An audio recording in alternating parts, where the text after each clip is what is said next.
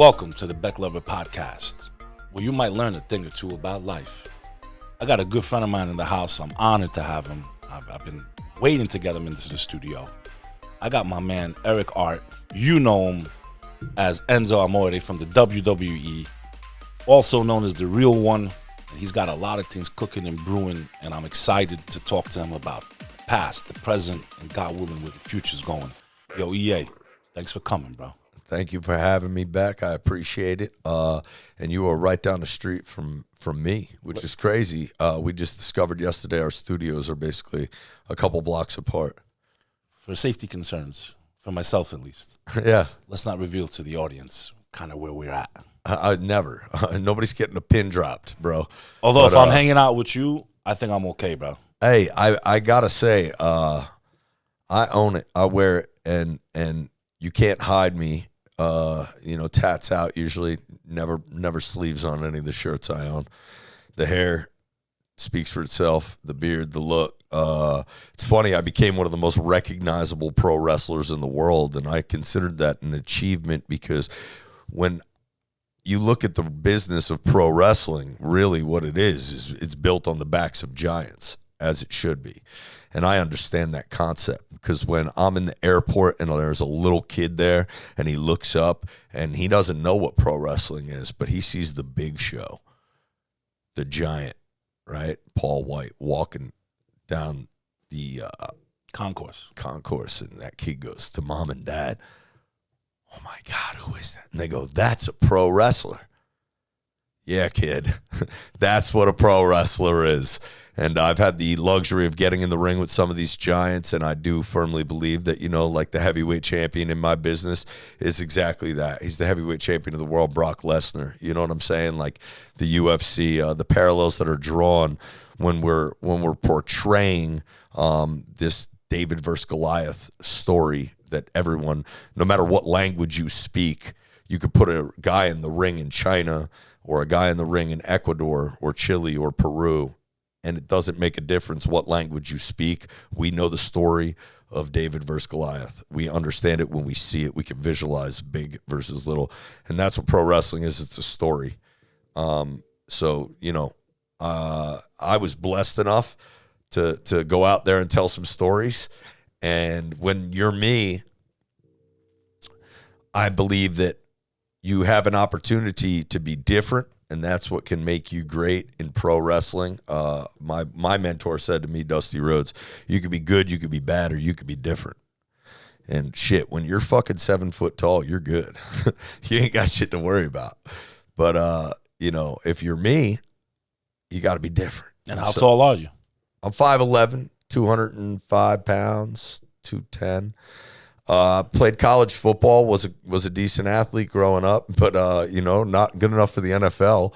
And I believe that my path, I always wanted to be a pro wrestler, so that's always where I knew I was going. So it was a dream from God blessed me with it, man. I loved pro wrestling as a kid. I can never even begin to explain to you that the best days of my life were spent going to the Continental Airlines Arena, the Izod Center, or whatever you want to call it now. The American Dream Mall is there now. Where the Nets used to be back in the day. Where the Nets used to play, and nobody would watch. No one would watch. No. Those tickets were like, you could have them here. Yeah, for real. They used to give them away to schools, fill it up with But anyway, I just remember I would run my dad, we would get the tickets from Ticketmaster. You'd have to go to the arena to pick up the tickets. And just knowing that my dad was going to go get that ticket, I would want to come for the ride and go with him, and he'd get the tickets, and then it was real. And now we go back and we watch the wrestlers. And when I ran in that bitch, I would run.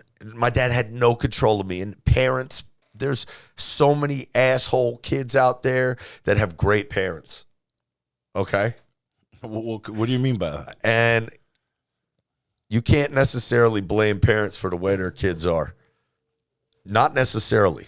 And I could speak to that. But beyond it, I wanted to be a pro wrestler. And so when I would get into this arena, I would go sprint immediately to get my eyes on the ring. And I would see the ring lit up before the show started and, like, you know, people getting their seats. And I would, like overcome with joy, like, oh, my God. And then I would sprint away. By the time my dad got to me, I would sprint away from him to go to the merchandise stand. And then I'd be jumping up and down and see what new action figure they had. And my dad made my life so incredible because I bet in those moments, you know, other than the money he had to spend, you know, he's not thinking about the IRS, marital woes, children, his responsibilities. He, as the wrestling match is being performed and me jumping up and down in that aisle, he is at a reprieve and he is suspending his disbelief along with his child who believes it's real.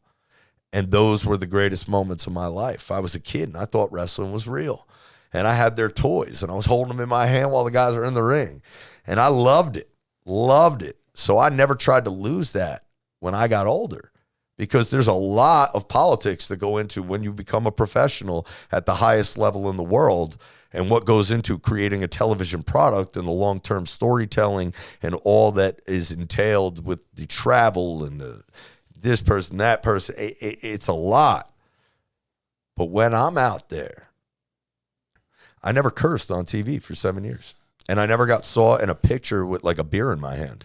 Never, ever, ever. You're always conscious of that younger boy that you were at one point. You know, knowing that the influence. God, yeah. But I mean, I can't speak to that guy so much today. 5 years removed from the WWE, Lord knows I've stuck my middle finger in the air and grabbed my dick. You know what I mean? Like I fucking, you know, to each his own. You know, you look at the world and the landscape that we live in, and you know the absolute freedoms that are upon us with you know media, and then so many of those that have been taken away. But that's not what I'm speaking on. I'm not here to talk about free speech. I'm talking about when you're working for a PG company and you're working for a corporate standard that is, you know, precedented.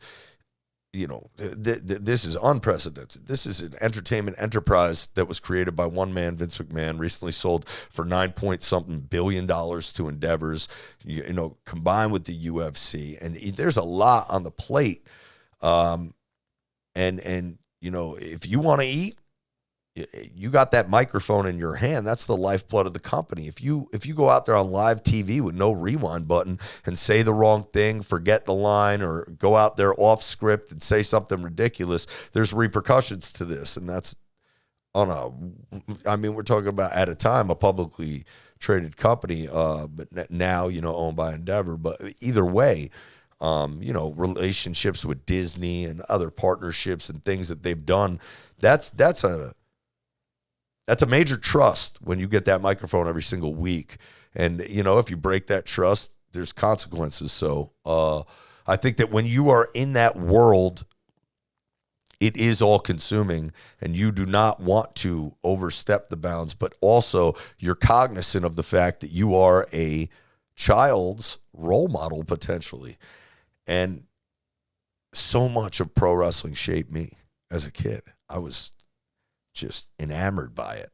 I loved it. I thought, and this speaks to the volume of which we as mechanisms sat in rooms as children to a corporate-bound media enterprise that elicited messages into our subconscious, sitting there on the floors of houses. We personified, you know, so much of what the American dream was in the subconscious mind of a child. As I was sitting there, Bud Light commercials at a time where it wasn't what it is today, and it was sex being sold to us. And I grew up in the quote-unquote wrestling attitude era, where one of the biggest cultural influences in the world was sports entertainment, whether it be WCW, World Championship Wrestling, or WWF at the time, now WWE, World Wrestling Entertainment.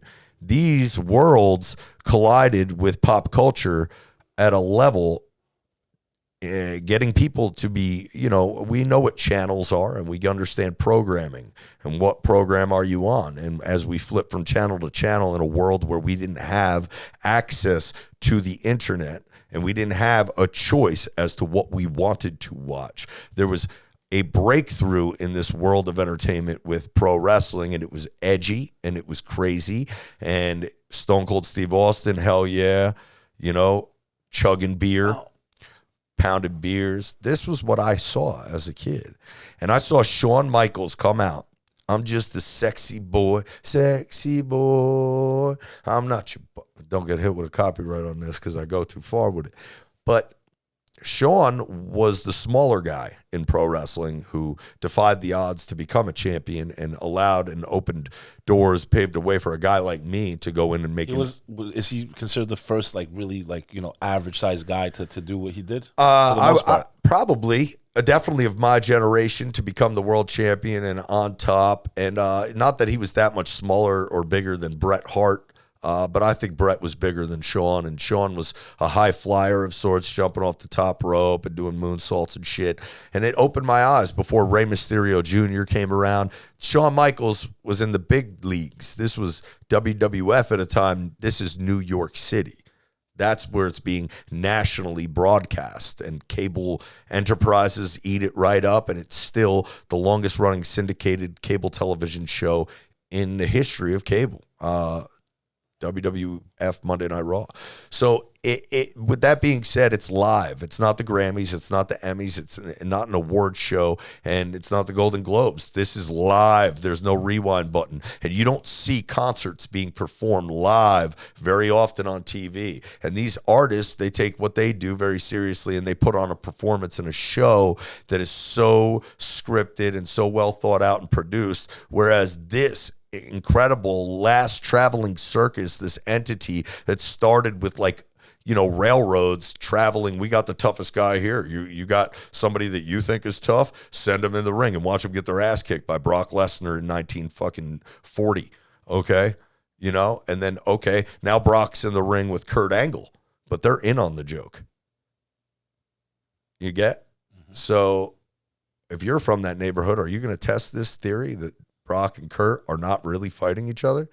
Well, go ahead. We're betting on this shit. And we call wrestling fans marks, the people who love wrestling and understand the psychology of it, or claim to or endorse the behind-the-scenes benefactors of this outrageous world. This word and term, mark, whether it's endearing or whether it's meant to be detrimental to what we perceive a wrestling fan to be, a mark was really created as a term because the promoter at a wrestling show would mark a fan if they were gullible and thought the wrestling was real with chalk on their finger. They would slap them on the back. Hey, buddy, enjoy the show. That would let the bookie know on the floor, hey, that guy believes wrestling's real. So I'm going to go over there and place a bet with him. This is Barnum and Bailey Circus. This is old school. This doesn't exist, but it does because it's the last traveling circus. And it still goes on every single week on television, and people are still guessing the outcome and not knowing what's about to happen. And so it is really an interesting form of entertainment, and I do believe it is all-encompassing and prepares you for a life outside of it more than maybe any other. You went to Harvard? Well, so did I. I went to the WWE for 7 years. And I learned under the greatest mentors in the history of pro wrestling business at a time where we saw the greatest wave in maybe pro wrestling history reemerge to present day, where you look at where it's at now. It's massive. EA, I want to cycle back a little bit, man, because I think it's important. I like to go off in tangents. You go to these shows with your father, some of the greatest memories of your life. You then become one of those guys. And the marketeering behind it, right? But give me a second, brother. Your pops got to see you become a superstar? He did, or he? Oh yeah, he was in the front row at Madison Square Garden watching me fight for a title. What was that like, bro? Do you remember? I mean, him. It's the best day of my life, probably. I think as young men, yeah. I think one of our dreams, and it's still. Well, you grew up in this area, so you get it. I grew up in New York City. The Mecca is the Garden. It's the Mecca of the world. It's the Mecca of the world. For entertainment. Yes. So for me, it wasn't about doing WrestleMania. It wasn't wherever WrestleMania is in whatever giant stadium it is with 100,000 people. No. It was about that live event that wasn't on TV. It was at Madison Square Garden. The same thing I went and watched. Diesel beat Bob Backlund in 8 seconds to become world champion with my father. Actually, it was with my grandpa and my grandma at that one. But I saw the click curtain call. I saw these incredible pro wrestling moments and memories, and that's all this is. It's moments and it's memories, and that's what you have to recognize. Can you create a moment? And I would like to say I was one of the first wrestlers ever doing memes. If you understand what a meme is, Of course. I was taking moments on television to create memes. I would find the camera and make a dumbass face in a dumbass situation at a dumbass moment that generated meme after meme after meme. If you type in my name, Enzo Amore, on the iPad search of a text message when you're going to send a text, you will see meme after meme after meme after meme of me. And these were, I didn't realize it, but I did, which is the truth. I was well aware the whole time what I was doing, and no one else was. People did not see it, and I don't know I don't know if I'll ever get the credit, and I don't care. I influenced generations of pro wrestlers in ways that no one else did. I was the first guy to wear a different pair of sneakers every time he was on TV, every time you ever saw him. It ended up being a merchandise deal with Champ Sports, a collaboration with the WWE, something that no one had ever done before me, to bring sneakers and a marketing, branding. And I was just doing what was cool already. I wasn't inventing myself. I was Smack Talker Skywalker, but people naturally love Star Wars. I'm sharing something in common with you that we both can attach ourselves to, that we both like. Jordans are no different. But to have the newest pair before they come out in the store, I knew in that niche market what it would do for me and my character. But the truth was, I didn't give a damn about sneakers. I loved Jordan 14s that looked like shark tooths because I had them when I was a kid, because they were the first pair of sneakers I could ever save enough money to buy. Jordan 14s. And then after that, I don't think I really, but point is, I didn't have Jordans growing up as a kid because I couldn't afford them. I didn't have them either. I had Ewings. But I also understood the things that you can't afford are the things that you want. And if I put them on my body, you want to be more like me, right? So putting leopard print on every single thing that I wore was a branding technique that, I could probably be quoted as saying this before. You're at Walmart, you see a shower curtain that's leopard print. You tweet at me, I saw the shower curtain and I thought of you. Exactly. You thought of me because you're a wrestling fan, and I'm getting into your subconscious now. Every time you see leopard print, you think of Enzo. So you see Jordans on feet, you think of Enzo. You see Star Wars, you think of Enzo, because the first thought in your forehead is pro wrestling, because that's what you love. So I just branded myself in a unique manner and wore outlandish outfits and invented I never saw it in fashion, but I was wearing overalls, right? And then I would flip the overall down, and I would always have a reveal of what was written on the inside of the flap. When you flip it, I had maybe a certified G on the front. So a lot of this stuff that we saw when you were in character. Because obviously I'm not in character right now. No. But what I'm saying it's funny when people hear me speak like this. They're like, fucking what? You designed a lot of your outfits, is what I'm hearing here. I designed every single bit of my presence. And you had that artistic freedom. I mean, no one else did. I have a tribute. Triple H, man. Paul Levesque, the guy who started NXT. I would imagine none of it would have happened if he didn't let it. But we didn't have that conversation. I got away with as much as I could, as often as I could. And I was pushing boundaries in the WWE that other people weren't, and they weren't willing to. And they knew that if they wore Jordans to the locker room, out to the ring, that they were going to get side-eyed and they were going to get shitted on and they were going to be told to go put fucking wrestling boots on.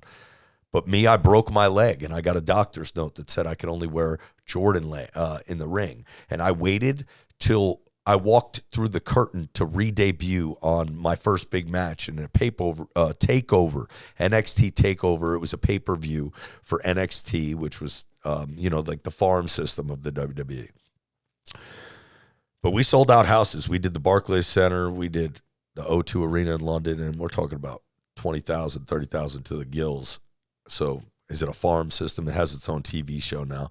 It's a unique enterprise, but it was started by Triple H, and it's called NXT. And I was about to be out on pay-per-view, and that entire day, I wore wrestling boots backstage. And right before I went through the curtain, I had on a pair of red Ferrari Jordan 14s. And my boss looked at me at the time, Bill DeMott, and he was like, the coach at NXT, he's like, what are you wearing? And I handed him a doctor's note. And that was minutes before I was about to walk out through the curtain and go on TV. So what are you going to do, stop me? And the only thing tweeted that night about the pay-per-view by a celebrity, because this is the second NXT TakeOver pay-per-view ever. And I'm in a hair versus hair match versus another wrestler from France.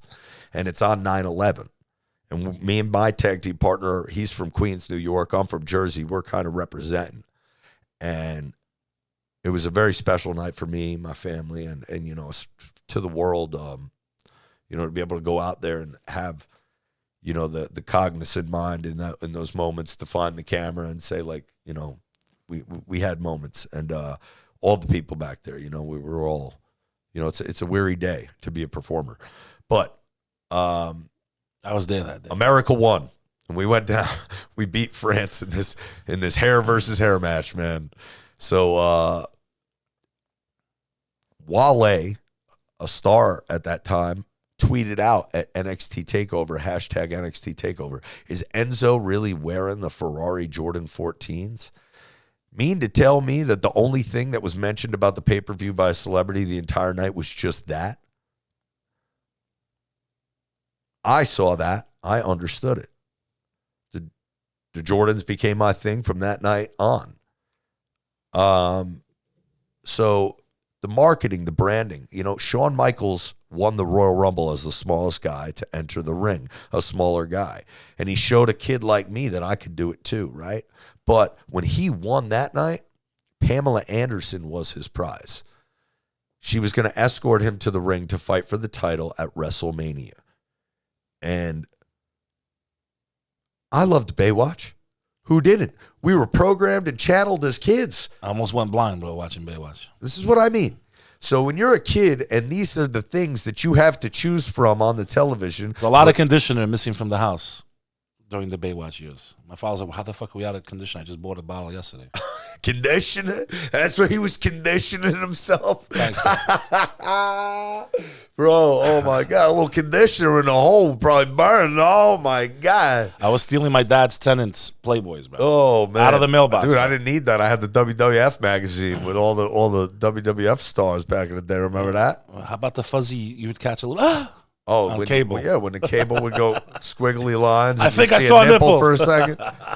Oh man. They don't know the younger generations, man. What young men had to go through. So this is the world that we grew up in that shaped me into the generational, you know, world that I was in with the other talent that I was surrounded by. That you know, we had an opportunity out there as wrestlers to make an influence on kids and an impression. So after what you did with the sneakers, did it become like it's now acceptable in that sport? Do people everybody's wearing sneakers? So now people have more custom, like they have more say over what they wear. Everybody wears sneakers now, but everybody doesn't speak their own mind. I don't know, and I can't speak to it because I've been out of it for 5 years, man. I'm not privy to who does what and how it works. I wish I could. Do you miss it? Man, do I miss the travel and the sleepless nights and the drinking and the partying? And no, I don't miss that lifestyle that I was living at all, because if I did it again, I couldn't do it the way I did it. I tested the human body and the limits to the things that we can achieve as humans in a mind state that is comparable to, you know, the greats. I can't reiterate it enough that you can't measure the will of a human, and you can't measure the it factor, and you can't measure the demons that somebody battles in their mind, especially the ones that can all relate to what I'm speaking on when it comes to addiction and drugs and alcohol and all of that. Because when you're talking about wine and spirits, you're letting the spirits in. and you're letting the wine out. You are whining in your spirit. You're demonic. You are letting demons into your brain. You're literally summoning, what I believe to be, spirits when you start acting out of line and acting out of body, as we would say. And I think that so many of those battles that are won and lost in one's own brain are what make the people that are different and what make them great. Now, Lawrence Taylor, LT, is considered the greatest NFL linebacker of all time. Were the drugs helping him or were the drugs hurting him? I do not know. But I know that the come down off of drugs or alcohol, the battle that one man must fight in his own brain, the battle that we all understand, that many lose to, that some warriors, centuries tale old old tale, you're looking at Alexander the Great. You're looking at people who are doing mushrooms and drinking and doing drugs. Back then, George Washington, no teeth, doing cocaine, staying awake up all night in the Delaware River because fuck, what happens if this army comes in and infiltrates us? The war on drugs was put on by the Reagan administration, really, and really, took over our consciousness as humans to understand that this is right and this is wrong. And the divide in your own brain of what's right and what's wrong is a battle that we all fight all the time. So when you are one of these people that you can't measure their will, we're talking about Mick Jagger. That man's out all night long partying, drinking, fucking, doing drugs. And he's got a huge show to perform tomorrow. And he's got a 3-4 hour set with barely a break in it. Yeah, he might tap into an IV in this world, but not in the 70s or 80s, maybe not. And when you're Mike Tyson, considered the greatest fighter of all time at one point, I mean, Mike Tyson snorting a pile of cocaine and drinking and fucking all night and going wild and coming out and knocking a guy out. Now, was the drugs helping him or were they hurting him? I mean, sometimes you can't call it. Sometimes you can't pinpoint what it is that makes a guy tick, what makes him great, what makes him go out there and be able to perform at this level. Why is Ric Flair out all night drinking, partying, fucking, and now he's out wrestling for 3 hours on the mat, screaming and hollering all night? Because maybe that is the essence of his being and the portrayal and the character that he's playing. Maybe that edge, maybe that thing, maybe that confidence, maybe that it factor is toyed with and tinkered with. And this world that you live in your own brain when you're discovering greatness is also a state of torment. Because I can't imagine a Mike Tyson not doing the things he did. I can't imagine a Ric Flair not being the man he is today based on the life he lived.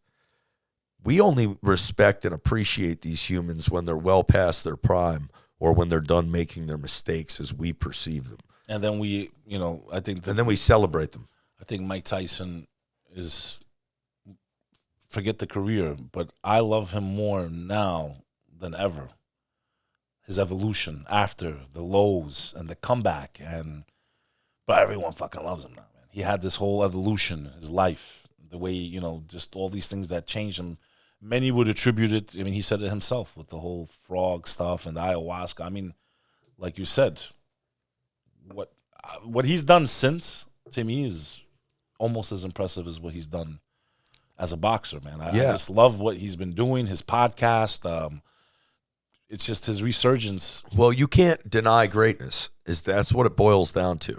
And when you see greatness, the first time you see it, when there's no forensic audit, when the doubters and the haters haven't come out of the woodwork yet because we just saw this thing and we shared a moment. And in that moment in time, we can fucking live way beyond ridicule and getting into the ins and outs and the ups and the downs of what makes something great. No, we just see it and recognize it right then and there.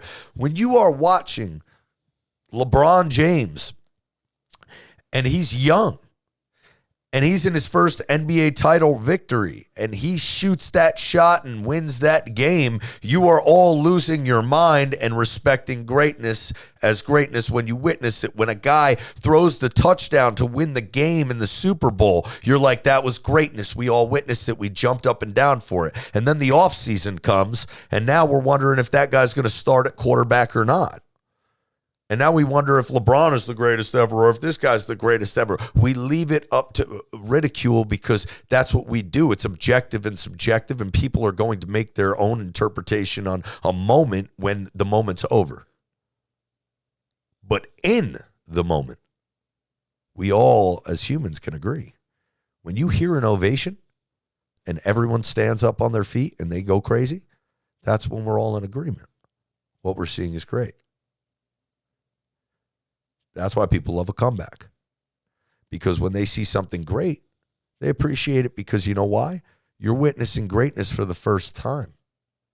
And that person is achieving it for the first time. When you witness someone achieve greatness for the first time, they were no different than you a moment ago. A moment ago, they were just like you. And they just did something that launched themselves into a stratosphere of greatness. And they were just like you. And we share that in common. These moments that are generated and seen by millions of people now more than ever are also open to objective interpretation and when that's over. But in the moment, we all appreciate greatness. When it's then subdued to the human process and where everyone has now stomped it into the ground, we want to see it again. We're just waiting. It's like a fix, right? We become addicted to that. We want to see it over and over and over again. And it's not easy to replicate. You know, the ones who do it, they still get torn down. That's the world we live in. So I mean, I am of the notion that we should appreciate the ones who are with us that have given us great moments all the time and celebrate them. I have had opportunities on camera plenty since I left the WWE, but none on a major scale. And to speak this way is something that people don't know that I'm even, doing. So to get my voice back out there is going to be imperative, but to get my message out, I want people to know that, damn. Celebrate each other, because all I hear on talk radio is ripping each other down. I can be as funny as anybody, and you put a beer in my hand and a pair of dance shoes on, I'll go cut up a rug and fucking start talking a little different when I get a fucking few in me. You know what I mean? But I can chop, but I can chop it up, and I can sit here and be, you articulate really, really well, my brother. I can speak, and God gave me a gift, and I also think it's funny, often we hear you need to become a better listener. That's why I go to AA meetings. So I can listen. Not to say that that's, my issue, but I think it makes me a better person to sit there through the terrible stories and to know that this is where life can potentially go if you let it get out of hand. I think everyone should go to an AA. I think everyone should go to AA meetings. I think it's so freaking important, brother. I just wanted to become a better listener. And at a certain point in my life, I had to know, okay, now God gave me a gift to speak. And when I was a kid, I was standing on desks and, screaming for people to listen and humping the air and throwing tests in the garbage can. I don't know why they don't send children to an AA meeting. Not children, but like teens. No. Teens. Send me to teens. Let them see to how theater. far. Send me to art class. Send me to the gymnasium. But you can keep me in a box. When you're born, you're put into a box, right? They put you in an incubator. They put you in a fucking stroller. They put you in a fucking car. They get you on a fucking driveway. They put you in a fucking car. Cubicle. Box on wheels, cubicle. Put you in a fucking bedroom, sleep in a bed. It's fucking square. Apartment. You're just constantly in a box, bro. So, I just want to expand the horizons beyond a world of pro wrestling in conversation. You mentioned one of my favorite words. My first show ever was called The Comeback Team. Yeah. Because I believe, there's different types of comebacks, brother. Career, personal life. a lot of different ways life hits you. A bad divorce, whatever it is, things that can try a person's soul. And for me, I'm no stranger to tragedy. You mentioned 9/11. I witnessed it firsthand. I was underneath the World Trade Center when I got hit. I lost family in war, and I lost what I call my brother, because people don't understand the relationship, my uncle, but he was my brother. And it was devastating. And that's where the inspiration for that first show came from, was the comeback, right? And finding the most interesting people in the world who have been through things that will spin our heads. You have seen the highest of the high. And the lowest of the low. And I can only imagine the lowest of the low. The lowest of the low. So what I want to talk about a little bit, because I think in a day's time. I mean, I had a title around my waist. It's important. I want people to understand this, to kind of touch on what the work that I've done in the past. You're at the height of wrestling, bro. You're literally superstar, and it gets taken from you. Yeah. What was that like, bro? How dark did it get for you, and how? Because a lot of people don't come back from that, bro. A lot of people who have had the success you've had, and have it taken from them. Some of them don't like, they don't live, bro. They don't make it out of that alive. That's a really hard thing to go through. Talk to me a little bit about what it was like. Where were you mentally? What kind of thoughts were going through your mind? I mean, if you feel comfortable talking. Yeah, absolutely. But it's I never had a doubt in my mind. Never was worried. Never got a phone call from police about it. Never, so like. And to clarify for those who don't know, so I'll get into it. Yeah, I will. Give a little detail, whatever you're allowed to talk. I'll clarify. So on the 25th anniversary of Monday Night Raw, the biggest Raw at a time. 25 years of this television show running. Weekly wrestling show. I had the cruiserweight title around my waist, and a girl tweeted that I sexually assaulted her. And 24 hours later, I was fired from my job. It just went viral. And the video went viral beyond viral. And the girl did a TMZ interview. To this day, I can't believe they put it up on camera. The girl was like, he got behind me and blah, blah, blah. And he was hitting it like this and like saying words like hitting it and da, da, da. It's like, bro. And the girl was out of her mind. And she was in rehab. Literally in rehab. Her father didn't believe her. Her father sent her to rehab. So, like, I mean, I couldn't have, imagine her dad was behind her. I mean, that would have been a real nightmare. But I couldn't have asked for, a situation where an accuser sounds so ridiculous. Like, it couldn't have been better for me in that regard, but it still ain't good. Fuck no, it ain't good. And everything that I had worked for in my entire life, was taken away from me, and the worst thing that could be possibly said about a human, other than being maybe a murderer, maybe it's up for debate what's worse, was said about me. I have a goddaughter. I have a family. The amount of people this affected in my life, my kids love fans, friends, my fans, and parents that didn't want to have to explain to their kid what happened, that just Enzo disappeared. Where is he? I remember being a kid when Shawn Michaels was going through some shit. He had some issues backstage. He had a drug problem or something, and he ended up leaving for a while, and they wrote him off TV as if he had a back issue. And I could not comprehend it. I was a kid. I was like, what do you mean he's gone? Where is he? When is he coming back? And he never came back for a while. And I was devastated. Bro, I meet those kids at meet and greets all the time. When are you coming back? When are you coming back? Where are you? It's tough. It's tough because while it's a bittersweet symphony, I was at the height of my run. I peaked. I had a title around my waist. So the world never got to see me go down. Because in this business, everybody goes down. You have your runs, right? So I was going to lose that title eventually. And who knows, I could have showed up on TV the next day in a tutu and lost the next 10 shows and not been on TV again. You never know in that world what can happen. So to get fired with the title, though, left a taste of like me on top. And it was crazy. How did it, because you got to forgive me, I lost so track. Ultimately. So how did they paint a story for you? Like, okay, like, yeah, we knew what was going on in the real world, but did they paint a story for the No, kids? So what happened was I got fired the very next day, and it just came out on the internet. The terms, WWE has come to terms with a release of Enzo Amore. And no story for the no audience. Nothing, and no rebuttal, and no nothing. But Crazy. What was smart about this was the best thing that I could have done was shut the fuck up. for 5 straight months. And 5 months later, I archived my entire Instagram. And when I archived that Instagram, I trended in the world. I waited until like 8 p.m. when Monday Night Raw would start on a Monday, and I just archived the whole thing. And all of a sudden, all these news outlets are writing, Enzo Amorea archives his whole Instagram. The following Monday, I called my agent at the time, and I was so stressed because I had paid lawyers to conduct an investigation and present it to police and speak to eyewitnesses. But the truth of the matter was the police in Phoenix got inundated with fans' mail who scouted this girl's entire life, her profiles, YouTube, Instagram, Twitter, everything. They became like your bro. There's a documentary, okay, to be had about what fans did for me. We're talking about the greatest investigative journalists in the history of the world, the people.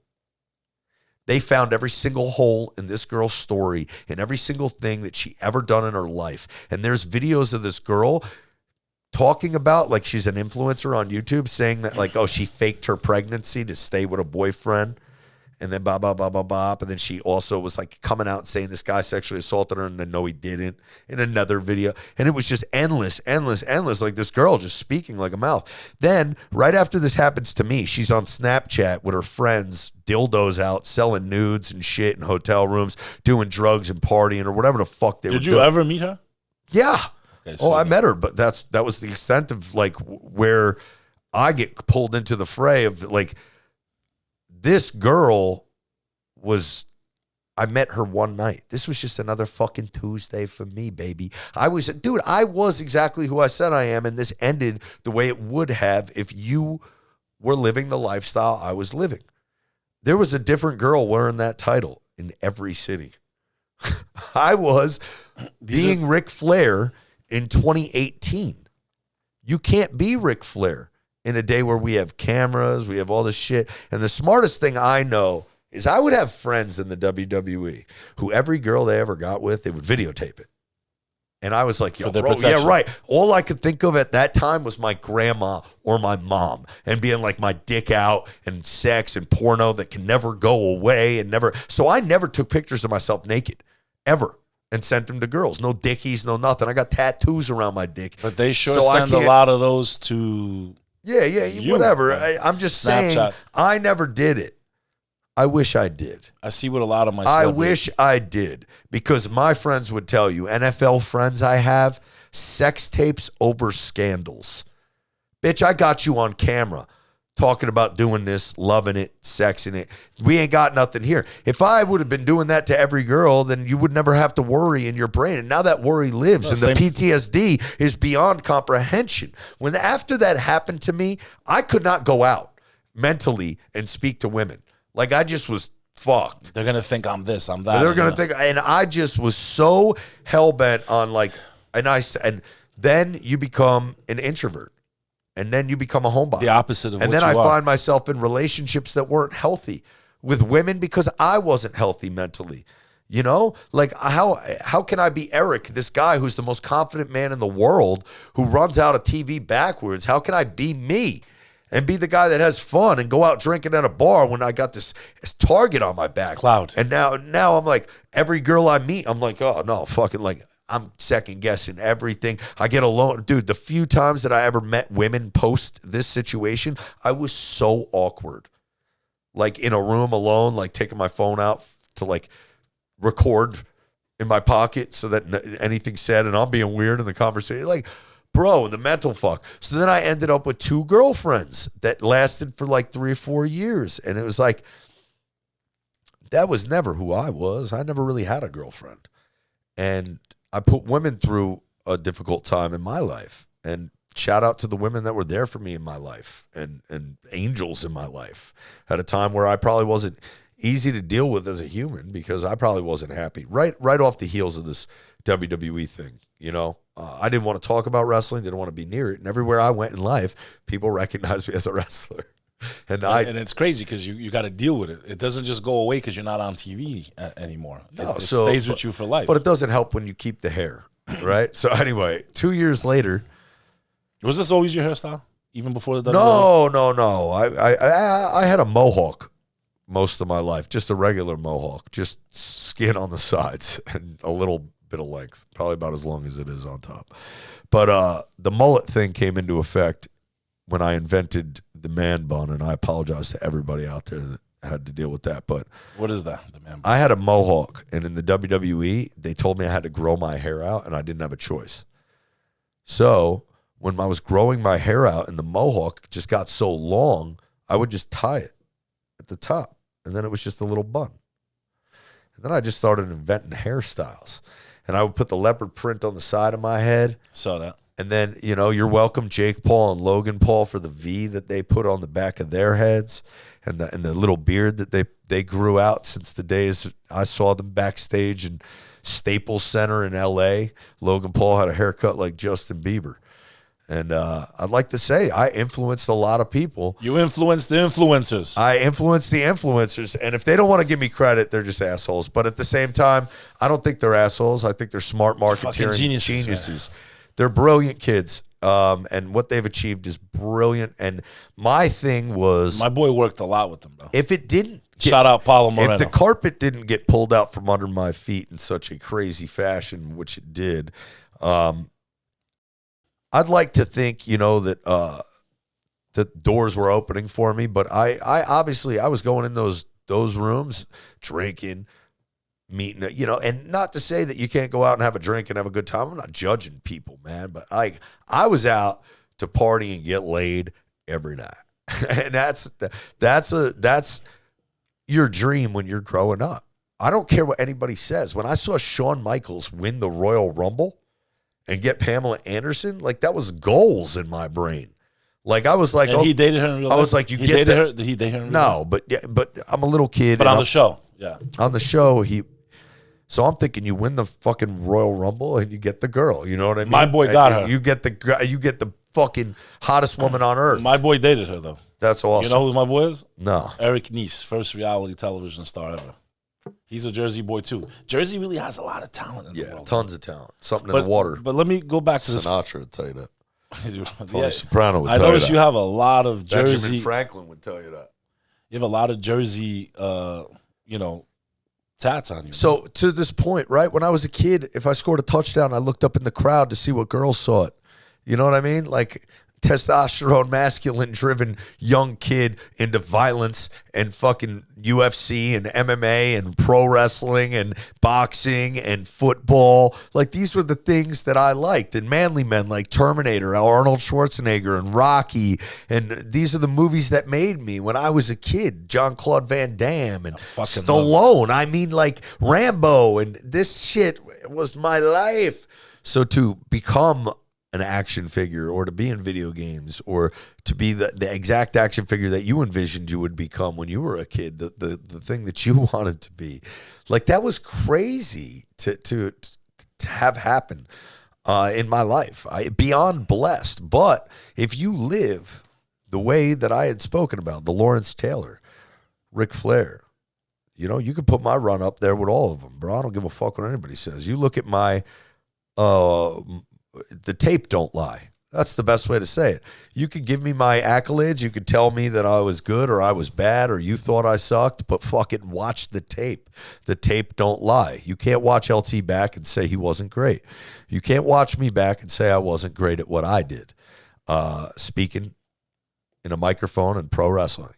So, I mean, I see, like, when you would say when you'd walk in, just the way that crowd would repeat but every word you were like saying. I said, word man, for word. if you live that life, it's a means to an ends. Yeah, but let me ask you this, brother. You can't live that way anymore in this climate. I'm sorry. When all this went down, did any bad habits develop? I mean, were you in pain? Did you try to numb? Like, what? Oh, I mean, I was in terror. Where were you, brother? Where were you mentally? I was started smoking pot like around the clock, drinking on the weekends, yeah, and shit like that, and just, you know, partying here and there, and then, you know, I witnessed something terrible happen to my tag team partner in pro wrestling, who also lost his job in the WWE, and he's been very open about it, and you can look up his story, and he worked with a guy named DDP to create a little documentary piece that's out there on YouTube. I saw addiction firsthand in a way that I didn't even think was possible, with my tag team partner, not wanting to live, not wanting to brush his teeth, comb his hair, piss, shit. He talks about this, right? Oh, yeah, he talks about it. I'm not the one to regurgitate his story. He just will be the one to tell you.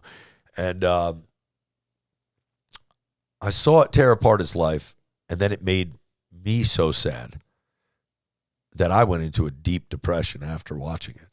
A guy I was once on top of the world with doesn't have the will to live, can't even get up out of bed. And was losing you a part of that sun too? shining outside, and I'm saying when you went down at that point. Well, I wasn't speaking to him when I got in the WWE. When I lost my job and he lost his job, we had a real life riff for about a year. And then one day he called me over and over again, and I answered. He lost it after you or before you? He lost it a year to the day we broke up on TV, which he was my tag team partner, and we broke up in what was at that time, that year, the number one ratings draw in all of WWE Pro Wrestling, the breakup of Enzo and Cass. And we broke up. I went on to have a singles career as a cruiserweight, and he tore his ACL in the match that we broke up in. So he and I didn't see each other after that because he tore his ACL, and we had a falling out. And then we got back together, unbeknownst to the world, as friends, and he's on to become an inspiration to millions of people around the world, in the greatest shape of his life, clear-headed, engaged to a beautiful girl, Lexi, who is just... Fought back.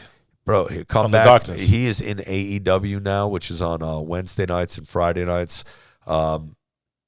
And I couldn't be happier or prouder of the man that he is. Like, he showed me perseverance in ways that I didn't think were possible. And then at a time where he was gone mentally and saved himself, along with the help of, other people I'm sure he would give credit to, but he helped himself and he became the person he needed to be and is today. That helped me to want to get back outside and be on camera, speaking. You guys kind of tag team. I didn't want spiritually. I did not want to be a celebrity on camera. I was happy with the career I had in the WWE. 7 years in the WWE is about as much as Macho Man had. So 7 years in the WWE is fucking, these are dog years, man. So I was just blessed to have it. I got the action figure. I got the title. I did WrestleMania. You just wish it would have ended a little bit better than the way it ended. Well, I fought in Madison Square Garden in front of my family, and if it ended tomorrow, I had no regrets with my career because I went further than I ever thought I would. I never thought those things would happen for me, man. I got so lucky. I stepped in shit. If it wasn't for fans and them constantly cheering for me and my tag team partner, we would have never been out there. But nobody had more fun than Enzo and Cass. It was the fun run. When you saw us out there, we were living like that behind the curtain, drinking, partying, meeting women, having a time of our lives. And you guys got to witness it. So when I say I lived the dream and it was probably yours, I'm serious, because when you're a kid like I was, you wanted that Pamela Anderson as your girlfriend, and you wanted to be this guy. You became that thing. And now everywhere you go, people want to give you a free drink. Girls fall on your lap. Bro, you struggled to buy Jordans. You never could afford these sneakers. Now they're paying you to wear them. You could never get that girl. Now she's DMing you. This is crazy. I came from nothing. And now all of a sudden everything is handed to me. But it wasn't handed to us. We had to work our asses off for it. Nothing's given to you in the WWE. And every chair shot hurts. And every fucking time you hit the mat, it hurts. And you're losing years of your life and your well-being every time you do this shit. But don't tell me that you don't want it. Don't hit me with bro, I don't care about the sob story afterwards. I didn't do this shit for you as much as I did it for me, because it makes... Bro, when you help others and they're happy, then you're happy, all right? Like, I don't want to hear the sob story from an old wrestler, like, oh, all that shit I did for those people and ... Like, man, I willingly did all that shit, and I would do it for free. I would have done that shit for free. You didn't even have to pay me if I got to be on TV. I'd have fucking found a way to make some money. I would have sold some weed or some shit, bro. I would have been on TV. I would have done it, dog.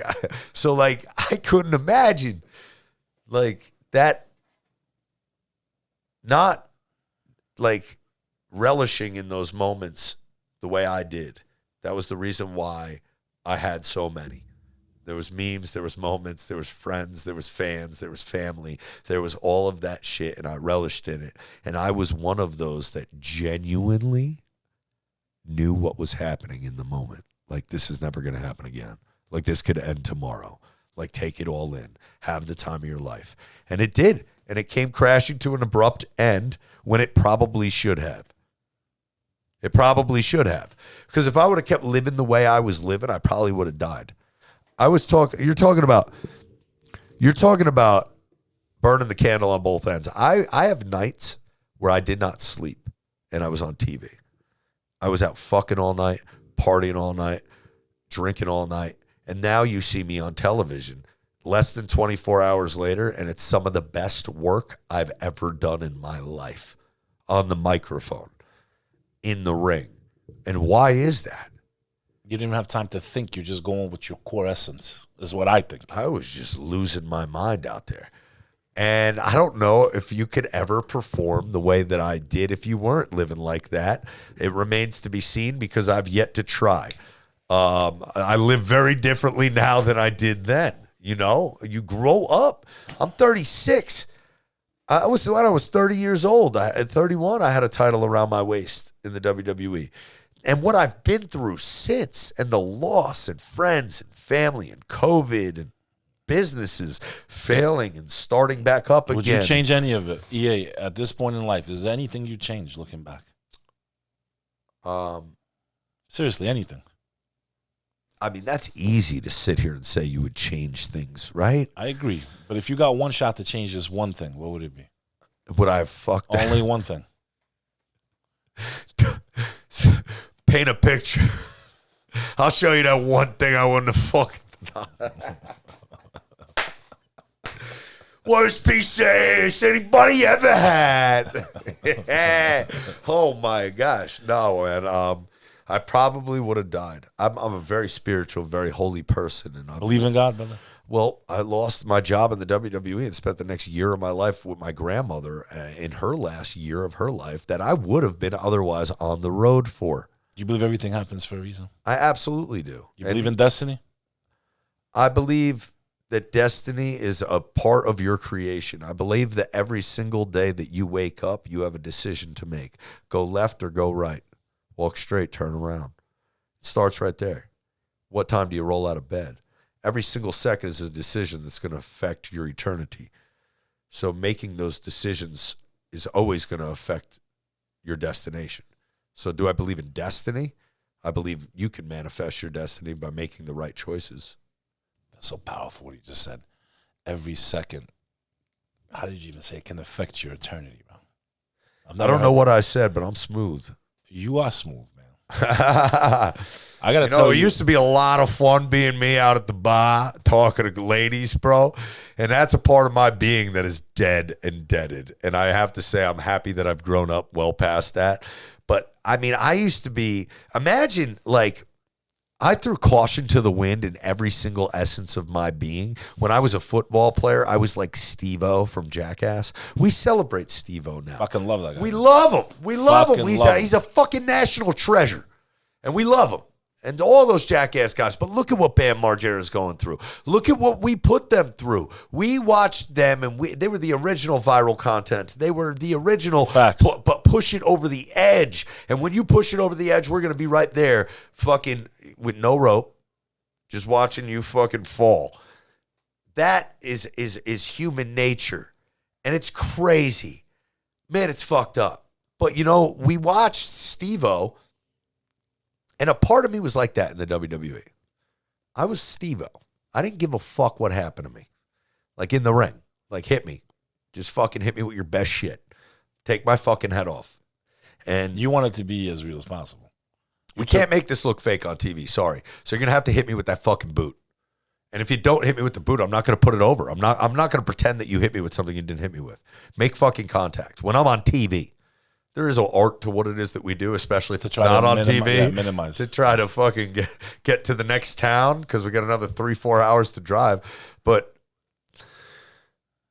I was Steve-O in a lot of my life, you know, like just here for the pop, here to make you laugh, whatever it is that I can do to entertain you, I'm going to do that thing, whether it be in high school or in college or football on the field. I was the bullet, we called them, on kickoff.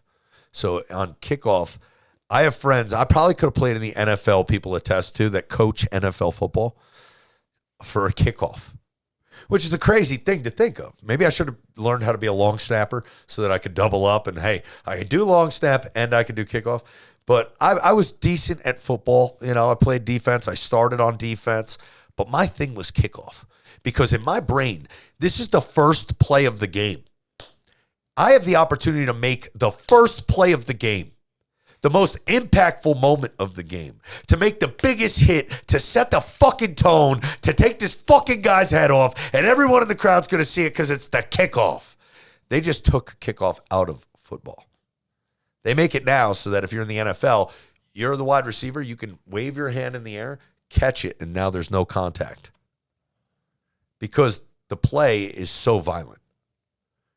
I threw caution to the wind like Steve-O on every kickoff. Damn, they did that to football, man? They did. They took away football from us. What the fuck is going on with our country? I remember when they took away grass and they put it on a fucking rubber. I mean, that was stupid to begin with. Where's the essence of your soul at, bro? Where can I rub my dick in the dirt, dude? At what point is my fucking helmet coming up with grass in it? This is a man's game played on a field, bro. What the fuck are they doing? They're taking away your soul. They're putting you on rubber. You're becoming robots. But anyway, I digress. For another episode. I digress. I don't even remember where we were heading in the direction of, honestly. I don't know. I got so lost on a tangent. I don't know. You pulled me in too, but I don't know. But so to be the belle of the ball in a moment's time where people got eyes on you and shit like that, I was a class clown. I was an asshole. I made a lot of people laugh, though, in the process. And I always thought I'm here for a good time, not a long time. I'm just trying Your progress report always said at school, no self-control, excessive talking in class. Insane. Excessive talking in class. I was in alternative school because I could not be controlled. And that's where I kind of started this podcast, was saying that parents, you are not to blame necessarily if your kid is a certain way. When I was a kid, I wanted to wear a double XL Shawn Michaels t-shirt to school every single day. And my mom, if she tried to tell me no, I would cause such a temper tantrum and cry and lose my mind all day, every day, that it was easier for my mom to wash the fucking shirt repeatedly and give it to me and let me wear it. And this is like a shirt that I bought at the show, but it wasn't fitting me. It was double XL. My dad bought it for me because or it was like I'm lying, it wasn't an XL. I was a kid and it was probably like an adult small, medium, or large. It was just big. And my dad only bought it for me because, he wanted me to fucking have this thing. You know what I mean? That I wanted. P.S. He didn't know that I was going to cause such a problem with it, making me wear it every single day like it was my fucking blankie. Like I wanted it on my body. Your mom was like, why did you buy him that fucking shirt? So now you got teachers in school, like Eric's wearing the same shirt to school every day for like a month, pulling my parents aside. They're like, I know we have to wash it every day. We're going to send CPS. The thing's like ripping and shit. And I was just losing my mind. I would be on the recess school playground. I'd see a kid walking by and I would jump off the top of it onto him, and Eric shouldn't be allowed to watch wrestling anymore at home. And then my parents take away wrestling from me. But now I'm crying so much at the house, you can't, it's like they couldn't be better parents because I was a bad kid. I believe. But I do believe. I'll let you speak in a second. My apologies. I'll fucking chew the ear off a fucking horse, dude, or chew the ear off an elephant. So I believe that we are getting more aware of helping children with their learning and their processing, and they're not all the same, man. It's not just one stroke of the brush. No one is the same, and this is a centuries-old tale. We can get into the logistics of it. I'm probably sure you're aware of how the modern education system was created, how old it is, the format, and the one that I grew up in. It's fucked. So if you're a bad parent, don't be upset with yourself, because if you're a good parent, you shouldn't be upset with yourself neither, because some kids are just assholes. And sometimes those assholes grow up to achieve great things as well. So don't be so hard on yourself. Would you say you're a classic example of that? No, I would never use myself as an example for anyone. Like when I hope on my podcast, The Realest Champs, I have a disclaimer to start it. that says, like, hey, don't do anything I say or do, and don't try to be like me. Like, be yourself, man. I was 7 years trying to be a role model for a lot of people, at least to a degree, what the portrayal was. But I like to be authentic, and I am a God-fearing man. I battle demons just like anybody else does. And the will of the world and culture and influence and the things that I am today are not what I was yesterday, and definitely not what I was 5 years ago. Brother, I'm turning 41 this summer, and I've made many mistakes in my life. We all have. And I think one of the things I've gone in my wisdom is I really stopped judging people, bro. You really can't judge The only people. judge I like wears pinstripes and hits fucking dingers. We'll talk about a contract, right? What did he get? $360 million. $62,500 for every at bat. It's crazy, man. Just to swing it back. All right. Yeah. You're Sometimes you're a he hits Yanks the first pitch. That at bat, man, that was one pitch. That makes the stake. I wonder what the stakes are at the end of the year. But yeah, you were saying? You're a Yanks fan? Yeah, I like the Yankees, man. I like the Mets too. I like a game. I love greatness. I like to watch it. And if there's opportunities to go suspend my disbelief for a little while and surrender myself to the, notions that we all surrender ourselves to when we enter entertainment, I prefer live sports. So you'll never catch me watching a TV show, a series. I don't get programmed. You won't find me at a certain time every week on my couch at a certain time listening to somebody else's message.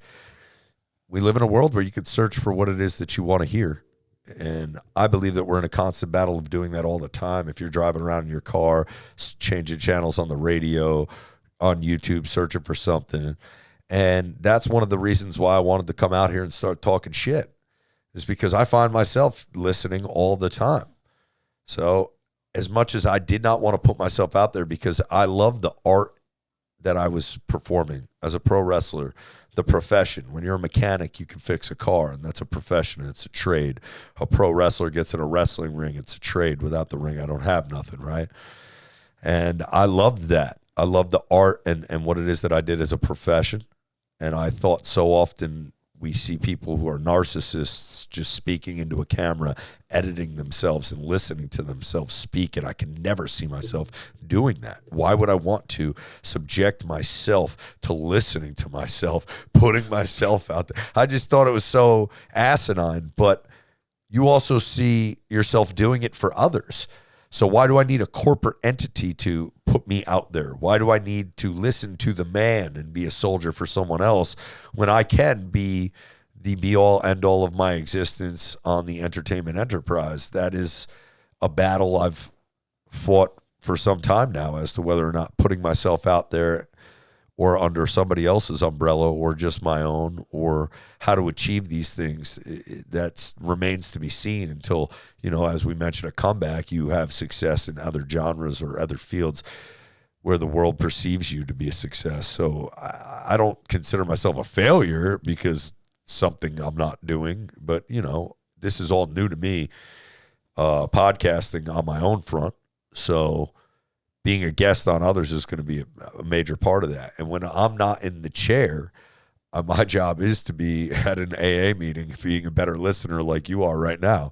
I'll speak forever, but that's you're the interviewer and I'm being interviewed, So there is common ground and a place where we function and have fun on the comedic front, and the sitting in a room being assholes and speaking to the things that we've done, seen, or been a part of.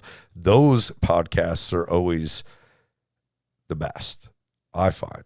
When you see Joe Rogan sitting there with 5 of his homies that are comedians. The best. Just open format conversation. I think that speaking to you on this podcast was more or less getting my message out there and my lens. The most important thing that I wanted to get across was my lens, how I see the world, how I, perceive the world around me. Because that's the only way that you can let the world know what you see, is to speak about it. Folks, we got a legend in the house. He's got a lot of things cooking.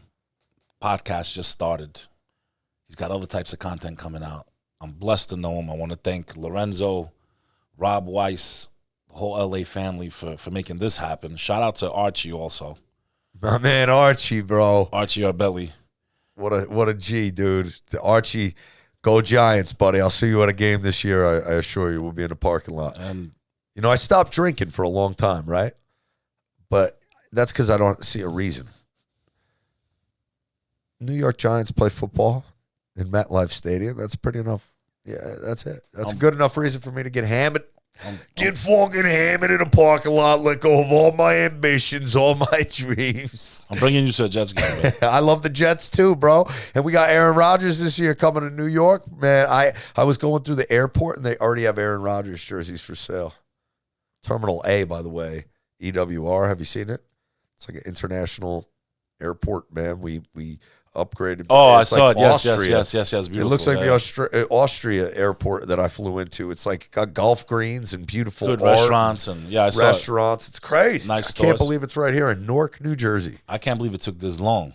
Come on, man. We're in New York. Yeah, the infrastructure in We're cities like Dallas and Austin and even Orlando, like when you see these mesmerizing highways flying through the air and they're 8 lanes wide and they still don't know how to drive, bro. They suck. yeah, but bro, the infrastructure here. How do you not get in and out of New York City?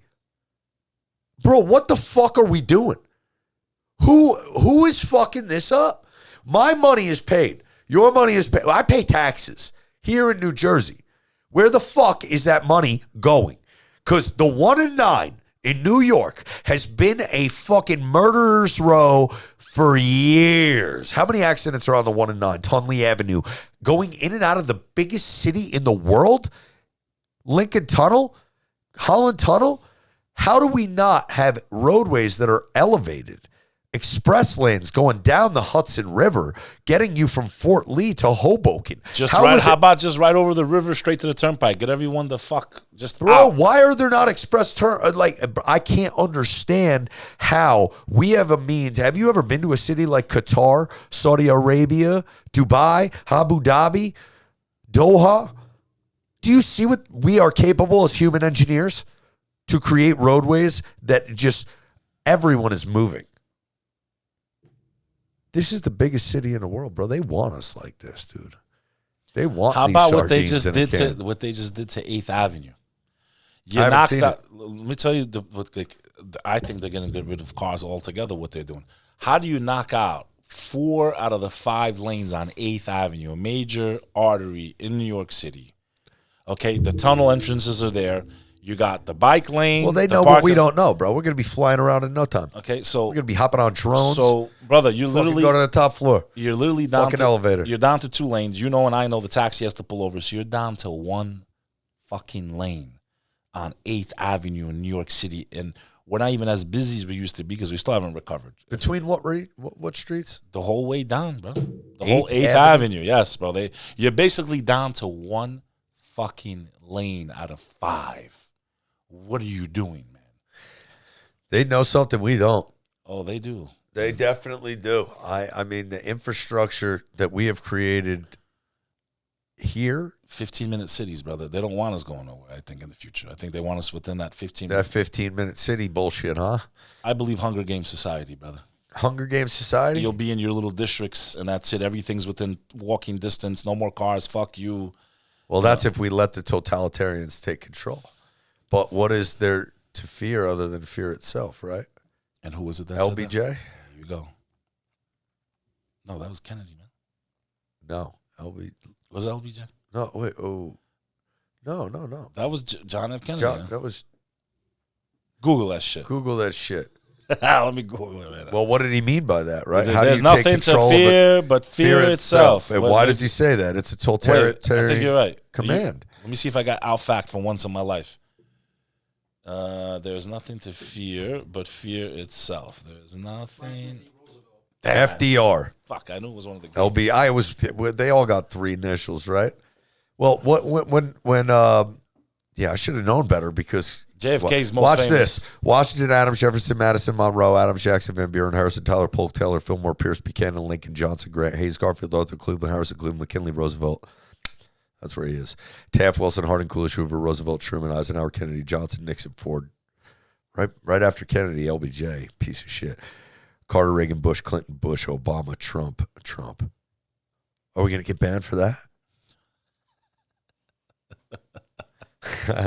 Oh, I'm joking, guys. No, but on the real, I think that if you understand what a totalitarian government is, it's you. Why did Roosevelt say that? Roosevelt said, "Fear. You have nothing to fear but fear itself." Because fear destroys you. Because fear is what will keep you in a totalitarian government. If you think about where we came as a society as a derivative of these natural anomalies that we're witnessing in today's society, when you watch Netflix and you see the chimps documentary and you see that the biggest chimp in the jungle in that area controls that area, and he is their boss of sorts. He is their president, okay? His term lasts about 5 to 7 to 8 years as the leader of the pack, but he is the most physically intimidating. He creates political alliances. He distributes the food. So when they make a kill, he gets first choice. And if you're my dog, you get, here you go, portion it out. This guy got none today. He's on the bottom of the hierarchy. Where have we come as a society? Well, the pen is mightier than the sword. Back then it was the sword, the alpha male. So who is the alpha? If you're the alpha now, in society, you're the target. Well, of the powers that be. Well, if you're the alpha, there's tribes that exist today that still go by these. Look, we are in America. Let's not kid ourselves. There are parts of this world, and what we call a third world country, there are people that still abide by these sanctions of rule that say, hey, top dog, the chief in our tribe is the guy who can kick everybody's ass because he will beat the fuck out of you or kill you if you don't fuck with him, right? That guy, or the nicest swordsman, or the greatest leader, Alexander the Great, Genghis Khan. These leaders of men were the ones who were the most ruthless, brutal leaders of their day and their time. And now as we have evolved, when the pen is mightier than the sword, it's a thinking man's game more than it is a physical man's game. And weaponry and all the state-of-the-art technology that we have created and the funding of these operations, look at a time where humans were the currency, right? When a guy like John Cook discovers Anchorage, Alaska. If you are getting financed by a king or a queen to go overseas, you better bring back some of their people. Motherfucker, what are you, crazy? You think we're sending you to the West Indies and you're not trading? And some of those people are being traded willingly. It's like, yeah, we want that gunpowder. We want that ammo. You can take 2 of my daughters. Here you go. Fucking send them overseas. A tale as old as time of hierarchy in the world. Where did it derive from, though? Now we're at the psychological stage where this hierarchy is so. So if you are a foot soldier and can be convinced to go into war, right? We drop you off in the middle of the fucking jungle with a backpack on. You signed up for it. We're shooting at each other. We can convince you to do that back then with propaganda and shit. But now, they really can't convince people to do shit like that. So, are we at war right now? I think we're always on. It's an information warfare. We're at the day and the age of information warfare. And you are about to have an unprecedented time in humanity where we are not going to be able to tell if what we're watching is real or not. Just because of AI and all the other shit. You could see a video. I've seen videos of Joe Rogan talking that were AI generated and not real. And you didn't know that it wasn't him. Well, I knew it wasn't real because the caption said it wasn't real and the meme said it wasn't real. But what you were watching, if somebody just at first glance showed it to you, you would have no fucking idea. So now you're going to get to a point where that's going to be scary. The case. And that's very scary because even then, you're not. How are you going to prove people guilty of these things and ... There's going to have to be a Bill of Rights for the internet. And and amendments of sorts. Well, I think this is how they're going to, in my opinion, they're going to use all this to make us have to identify before we even log on. Because I think they really want control of the web for them, just as much as it helps control, is also still the wild, wild west. And for me, that is the battle. If the internet, we lose the freedom of expression on there, you have to put a fingerprint to lock. I think that's where they're going. Hey man, in 2020, I logged off the internet. I did. But I disconnected from cable TV. I stopped being programmed. Stopped watching entertainment. Stopped being entertained. And I thought to myself, why would I read a book when I should write one? So I just began writing profusely, different things, but music and entertainment, writing scripts for television series and a script for a movie series that I'm working on presently. And that's, one of our friends that connected us is somebody I've been in contact with, working on a project, trying to get some steam behind it. So I think that when you allow yourself to go down the wormhole and look into all this shit, you're not gonna, dude. You'd be surprised at what you find, but reality, at the same time, you stranger than fiction, brother. Reality is stranger than fiction. Fact. That's a fact. If you get anything from this episode, I promise you, if you go down that wormhole and you start putting pieces together, the problem is people only focused on one tile of the mosaic. They only see this or that or this, and they're not taking a step back to look at the whole mural, because you really got to put it all together, brother. We didn't get to where we are overnight, and we're not facing the problems we're facing because of the last president or this president. It's a lot longer than that. It was a slow drip, and there's a lot that people just really don't understand about the world that we live in, because all they're focused on is what Tony Montana said. It's very simple, right? They're worried about eating, drinking, talking, fucking. Is this all there is to life, money? Huh? Their job is to distract you. Every single thing. Football, distraction. Television, distraction. Sports are a distraction. Wrestling is a distraction. Politics. When you're distracted, you're not going to change the world. You're not going to ask questions when you're distracted. Now, understand, what is a ratings war? It's a dick and a ruler. It's a measuring of who's got a bigger dick amongst the billionaires. Who could put more people in the room? Okay, I got the Super Bowl, the biggest ratings draw in the world. I'm going to fit 100,000 people into an arena. I'm going to put millions of people on their couch to watch it. And in those moments, what is actually happening? Always. Fucking a whole lot of nothing. A whole lot of people distracted from the real world. And hearing this every 10 seconds. Watching a game. And every 10 seconds, always Coca-Cola, yeah. Fucking jingles last forever, bro. These people that run this world are here to distract you. So you can either be a distraction or you can get distracted. And I think people need to detach, like getting off for a while, unplugging, as they say. I unplugged for a while. I think it's very important. And I think that it was very important because also, I did a lot of research, which I think that people should do their own research. I did a lot of reading at a certain time where it was not what they wanted me to read. And I think it's important when you're getting knowledge, right? You're learning. One step I think a lot of people skip, especially on the internet, and this is where it's dangerous with information. Where are you getting your information from? Who's putting the information out? Who are they? If you read a book, who's the author? What was his life? What would be something that maybe gives him a bias or her a bias? You got to be careful where you're taking information from. And I'm not saying you should. I think you should look at everything to have a broad understanding of different opinions. I know he wouldn't want to hear this, and he would say, no, not me. But Joe Rogan, I get my motherfucking information listening to doctors and politicians and every spectrum of life speaking on Joe Rogan's podcast, and it's been that way since I was in the WWE on the road in probably 2016. A buddy of mine named Fandango, a wrestler, was like, yo, you ever listen to Joe Rogan? And he played it for me, and I just started listening to Rogan since 2016, but like religiously. And I got to be a part of the Comedy Store at a very special time in the history of entertainment. You're doing stand-up, bro? I am doing a stand-up. You gonna dabble in it or what? I'm gonna do a stand-up gig on Thursday, but I don't know that. We'll see how it goes, bro. I've never done it, so I did do a comedy event at the West Side Comedy Club in New York City, and we filled it up, and I did okay, I guess. I don't fucking know. I'm not the judge. I asked the people who were there. But I was a judge at roast battles at the Comedy Store with Jeff Ross every Wednesday night.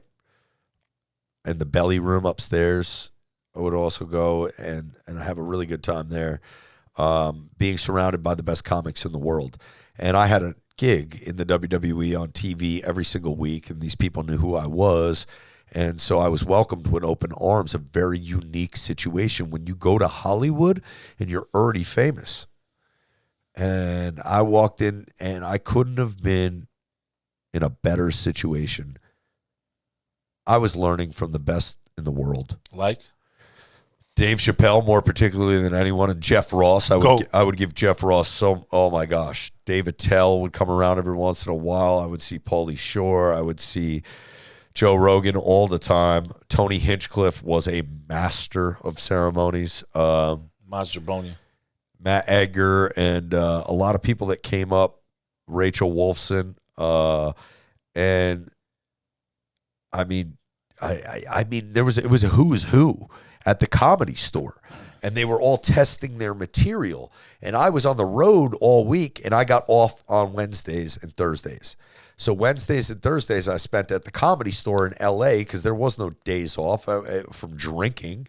I was drinking every day on the road as I was just tired. But And the comedy clubs are a fun place to hang out. I go a lot to the Laugh Factory on Sunset, and shout out to Tehran and everyone there. But it's a lot of fun hanging out at the comedy clubs. It's where I lived, when man. you get to go hang out in the lounge with them. I lived in these situations. The show's going on. Oh, my God. I'm in the green backstage. room at the Comedy Store every Wednesday, Thursday. And I had my entourage, too. It's a lot my of fun. best friends from high school and my little brother,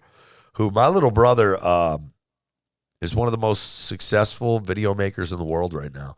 He works with Cole Bennett and Lyrical Lemonade. They just put out a music video today. My brother DP'd. It was called Six, and I forget the name of the artist, but That's awesome. Lyrical Lemonade is big time. It's as big as it'll ever get. They do collaborations with the Chicago Bears and the NFL. Cole Bennett is the mastermind behind that project, and my little brother holds the camera for him a lot. So it's really badass. My little brother started holding the camera for me as a kid, and he filmed my first and edited my first video that got me viral, that got me on WWE's radar.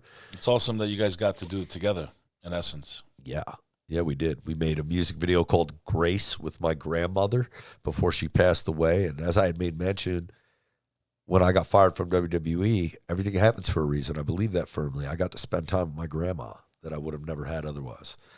And my little brother got to make a music video with me called Grace by Real One. And it's got no curse words in it. It's got my grandma in it. And it's attributing my success to my Lord and Savior, Jesus Christ, and the Catholics that raised me. Now, I don't put my religion on anyone, and I don't put God on anybody, but I believe in God, and God is good. So I believe that you put an extra O in God, and that's what it is. It's good. Are you good? Can you be good? Can you make the decision between right and wrong and always choose the better half? And I think that my opportunity at life, I had so many people praying for me. My grandma was on her knees every night praying for me. My mom was on her knees and still is to this day, every day praying for me. Prayer has been such a huge part of my family's life. And I have a song out there called You Raise the Rolling Stone by Real One and the How You Doing Band. It's on the rock side. I make rock and I make rap. And in that one, I say, with my mom, you raise the Rolling Stone, So you got to let them fight, fall, fail, and find out on their own. You got to let them drink, get stoned, You got to fucking go out there and make mistakes. And no matter what, when I left home, no matter what I was doing, I knew my mom was praying for me. And in the song, I say, your prayers are keeping me alive. because I thoroughly believe that. At times where I should have been dead, at times where I'd done some dumbass shit, I escaped by the, tip of my tongue, man. By the grace of God. By the grace of God. Hail Mary full of grace. Hail Mary full of grace. Might have lost my mind, never lost my faith. Hail Mary full of grace. Folks, I looking forward to everything my man's working on. Hopefully we see some things, some collabs in the future. An extraordinary person. One show with this guy ain't enough. There's a lot to talk about. There's a lot that we didn't even get into. Today was more of just, talking about his life. And I hope you picked up a thing or two about life. This is Bek Lover, and you're watching the Bek Lover podcast with my man EA, also known as Enzo Amore in the WWE, and the artist known as Real One, baby. Real One. Follow me on Instagram and Twitter at Real One, REAL, the number, not the word, Real One. And check out my new podcast, The Realest Champs, on YouTube, Real One on YouTube. Thank you, guys.